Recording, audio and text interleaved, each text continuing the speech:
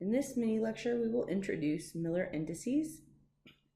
As mineralogists, we use Miller indices to help communicate what plane of atoms or what plane of a crystal we are referring to. It helps in our communication about mineral structures. So to start, if we want to identify the Miller indices of this plane or triangle I've drawn in red, we would first identify the intercepts. Where does the plane intersect the axes? On X, Y, and Z. And I like to set up this little table to help me remember how to do each step of the Miller indices for simple planes. And once you've gotten it, you probably won't need the table, but I encourage you to still do that because it will help you in the event that you make a mistake in determining the Miller indices. So first we'll look at the intercept in X, and that's at 1, 2, 3. Y is at 2, and Z is at 3. The next step is to invert the integers or take the reciprocal. So I usually write an abbreviated version, reciprocal. So 1 over 3, 1 over 2, and 1 over 3. Then before we get our final Miller indices, we need to clear the fractions.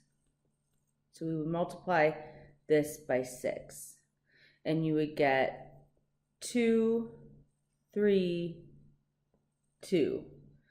By convention, we put Miller indices in parentheses, and so we have 2, 3, 2 as the Miller index for this plane.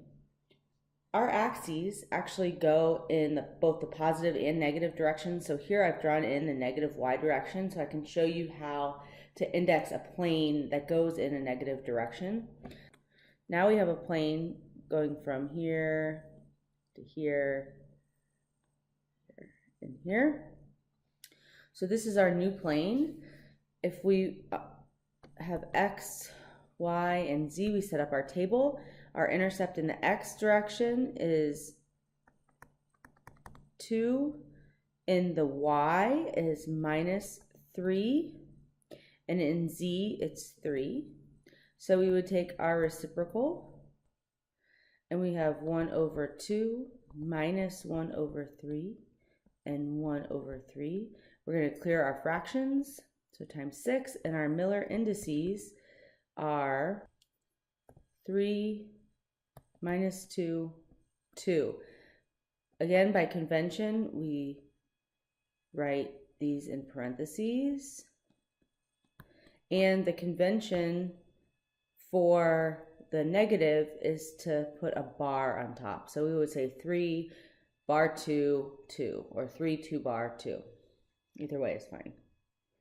Now let's take a look at the unit cell. So once we add the unit cell to our axes, or put axes on a unit cell, our convention of these ticks on the unit cell change. So by definition, the unit cell, 1 unit in X would be 1. And so we have each of these ticks is a quarter then. So this unit is 1, and here we have 1. So now if we want to define this top plane, we have X, Y, and Z are intercepts in X. It doesn't intersect anywhere in X. So we, by convention, say that it's infinite. This is just by convention, so we have to make up a rule to say on how to define the plane when, or the intercept when it doesn't intercept. The same goes for Y, and then Z, we've intersected at 1 unit on the unit cell, 1. And so when we take the reciprocal, we have 1 over infinity, 1 over infinity, and 1 over 1. We know that 1 over infinity is 0, right? So we have 0, 0, and 1. So this is the 0, 0, 1 plane. So let's label that plane 0, 0, 1 and take a look at the next plane. And this will show you how they are related. So now let's look at this plane, what you might call the right side, but we're going to now define based on the Miller indices. So again, we do not intersect x, we intersect y at 1, and we do not intersect z. So we have 1 over infinity, 1 over 1, 1 over infinity, 0, 1, 0. So that plane is the 0, 1, 0.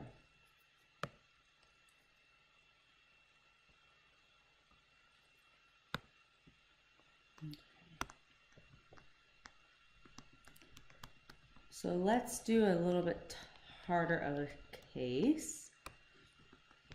So now let's go ahead. I'm going to erase these labels. Let's go ahead and define the left side. We just did the right side. So now let's define this side based on its Miller indices. So x, y, z. It intercepts x everywhere. It intersects z everywhere. So you could say infinity.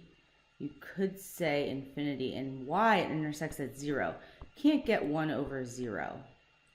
That's mathematically not possible.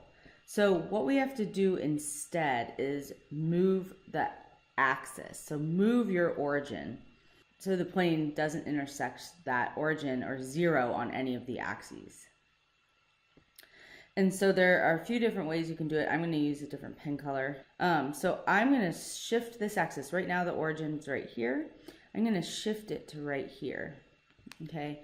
So the y is pretty much the same. We've just, this point is now 0 instead of 1. And then the z is going to come up this way. And the x is going to be here. So our cell doesn't shift. This is how I do it. The cell doesn't shift. I shift the coordinates. Some people will shift the cell, but I think it's easy. It makes more sense to shift the coordinates. Okay, so our red plane now does not intersect x. By convention, we say infinity. In x, again in z, it's infinity. And now in y, we're at -1. And so when we take the reciprocal, we have 1 over infinity, 1 over -1, and 1 over infinity. And so our units, our Miller indices are 0, -1, 0. So by convention, we have the 0, 1 bar, 0 plane. So this plane is the 0, 1 bar, 0 plane. Whereas this plane we determined was the 0, 1, 0 plane.